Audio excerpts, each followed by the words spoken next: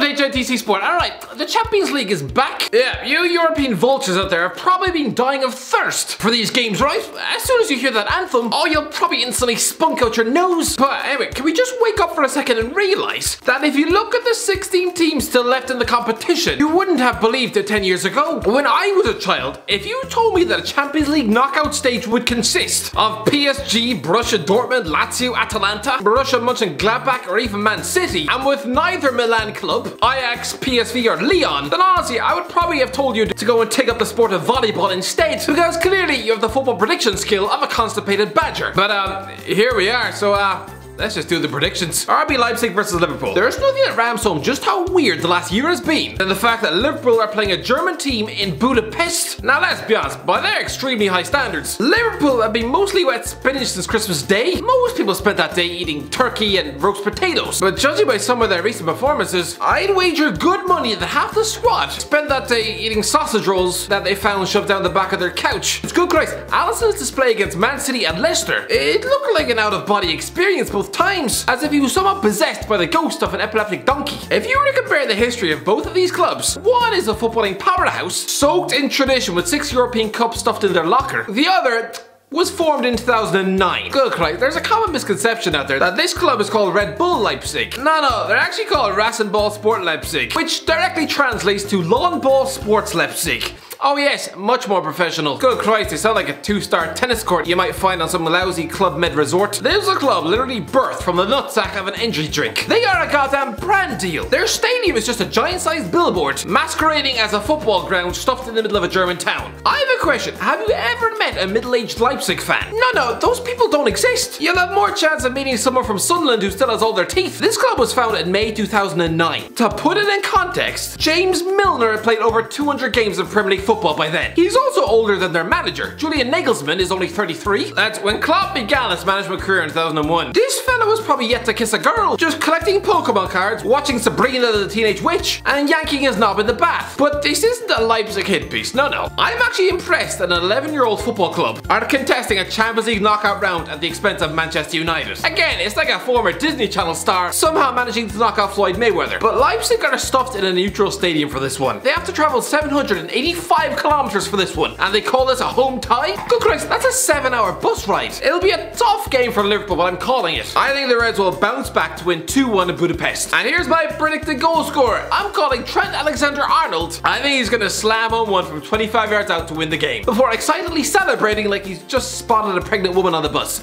Just you wait and see. And Liverpool will probably take them back to Anfield and beat them 3-0. Barcelona versus PSG. Yeah, this is the inevitable fixture we've been waiting for. Ever since Gerard Piqué wrongly predicted Neymar would stay at Barcelona. Good Christ, with his prediction skills, I really hope he doesn't put up a post of him and his wife on Valentine's Day with some sort of painful slogan like, "We will be together forever." Because knowing his luck, by next week he'll probably be living out of a suitcase while she's shacked up with some Spanish TikTok star. Anyway, this is the first time both these clubs have met since arguably the biggest Champions League bottle job of all time. Good Christ, winning 4-0 against Barcelona on Valentine's Day 2017, spawning one of the first ever videos like this.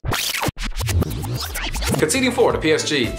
Sack the lot of them. They'll be lucky to make Europa League next season. This was the worst defeat for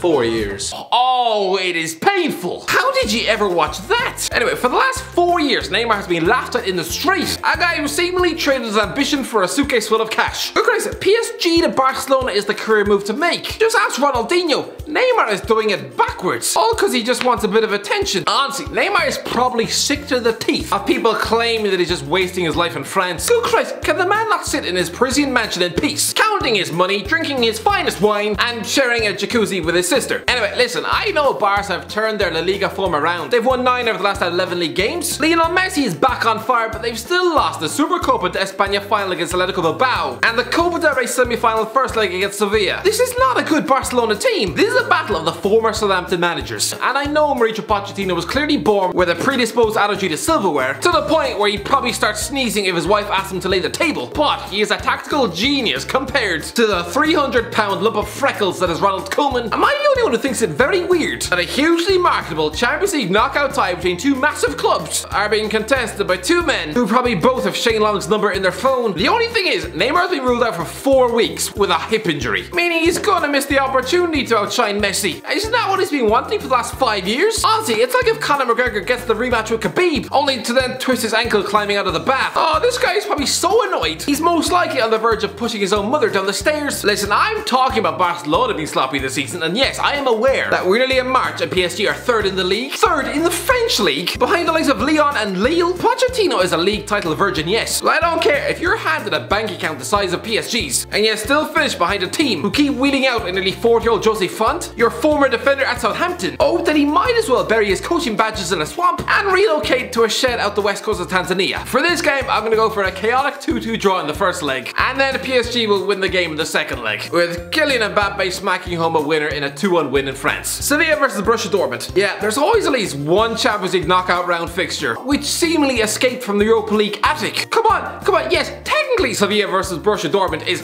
Champions League, to the same extent KSI versus Logan Paul was a professional boxing bout. Sevilla versus Dortmund is clearly a game which belongs in Europe's second tier, in the same way the standard of boxing between KSI and Logan Paul should probably have been done in a Tesco car park. Good grace, Sevilla have won the Europa League 5 times since 2006, but stick them in the Champions League and suddenly their players lose control of their bowels? Whether it's allowing Olivier Giroud to use their defense as a tissue to wipe his nose, or conceding 5 goals away at Spartak Moscow, or just getting knocked out by a team with Danny Simpson at right back. This is a team that belong nowhere near the Champions League. Again, it's a bit like putting an X Factor contestant on the radio. Sure, they might outsing a bunch of postmen and recently divorced men going through a midlife crisis, but lads, I've heard Little Mix on the radio, and honestly, I'd rather cram dog food in my ears. Dortmund are a team with plenty of potential, yes, but this season they've been a complete and utter mess. They've already lost 10 times, half their big name players are bang out of form, and they've currently got an inexperienced interim coach in charge, a guy who was recently sacked as assistant coach of West Ham, and yet here he is, Slaven Bilic's version of Waylon Smithers, being tasked with winning a Champions League knockout round. Good grace, it's like when we saw Craig Shakespeare manage a Champions League quarter-final, when he usually spent his midweek nights probably stealing Easter eggs from children. Anyway, I'm gonna go for a 2-1 first leg win for Sevilla. My big predicted goal scorer will be Jules Koundé, a guy who apparently is the closest thing to Sergio Ramos. You can almost smell it, he'll head in a winning goal from a corner kick, which will force the media to utterly melt down around the ankles of each excited journalist. But in the second leg, Dortmund will rescue it with a pretty comfortable 3-0 win with Erling Haaland grabbing a double. Porto versus Juventus. I know Juventus have been sloppy this season, but this is still one of the most inevitable results in the list. I know Porto are a good team, and yes, Sergio Conceição is doing a great job. You know, the fellow who nearly replaced Ranieri at Leicester. And I realise they've won 22 games this season, but Juventus will find this easy. Ronaldo is a Portugal god, and will instantly spike fear into this Porto team. I'm gonna go for a comfortable 1-0 win for Juventus in the first leg, with Ronaldo again scoring the winner, and then in the return leg, pretty comfortable 2-1 win for Juventus in Turin. Atletico Madrid versus Chelsea. Chelsea fans must be sick of the sight of Diego Simeone by now. They've played against his Atletico Madrid team 5 times already, one of which they were forced to stick a nearly 50-year-old pensioner in goal. Frank Lampard said this was the hardest possible draw, and now he'll be watching the game on his living room couch. Listen, Thomas Tuchel is doing a good job at Chelsea. He shored up the defence, dragged Marcos Alonso's career from out of the morgue, and he's done well, but this Atletico Madrid team are on course to win La Liga. And the last time they won that competition, they also played Chelsea in Europe and swept the floor with them. They've only dropped 9 points all season long, just lost 1 game. Yeah, they stuttered through the Champions League group, but make no mistake about it, this team could win the entire competition. I'll predict a 1-0 home win for Atletico, with Luis Suarez bagging the winner, before grinding out a goalless draw at Stamford Bridge. Just you watch. Lazio versus Bayern Munich. Again, this is just inevitable. I'm sorry, but Lazio don't stand a chance against Bayern Munich. Yes, Ciro Immobile is a goal machine, and I know they're on a 6-game winning run, but they only actually won 2 games in the Champions League this season. Good Christ, they couldn't even beat Club Bruges, and they had Simon Mignolet in goal, a goalkeeper who clearly has gloves made of toothpaste. Bayern Munich are another machine. I'm gonna predict a 3-0 win in Italy, with Leroy Sané grabbing a goal before battering Lazio 4-0 back in Germany. Atalanta versus Real Madrid. Yeah, Atalanta are one of the most improved teams of the last decade. Imagine going back to 2010, back when this team were in Serie B. I'm predicting they'd soon be playing Real Madrid in a Champions League last 16 tie, but Real Madrid are having a horrendous season. Losing at home to Cadiz, Alaves, Levante, getting stuffed by Shakhtar Donetsk twice, being knocked out of both Spanish Spanish Cups in the first game? If Zinedine Zidane was anyone else, Madrid fans would be screaming to have his eyeballs removed from his face. This is an aging stale squad with players on massive wages. When is the world going to wake up and realize that Eden Hazard is now just a wet sack of burger meat? He's essentially a £100 million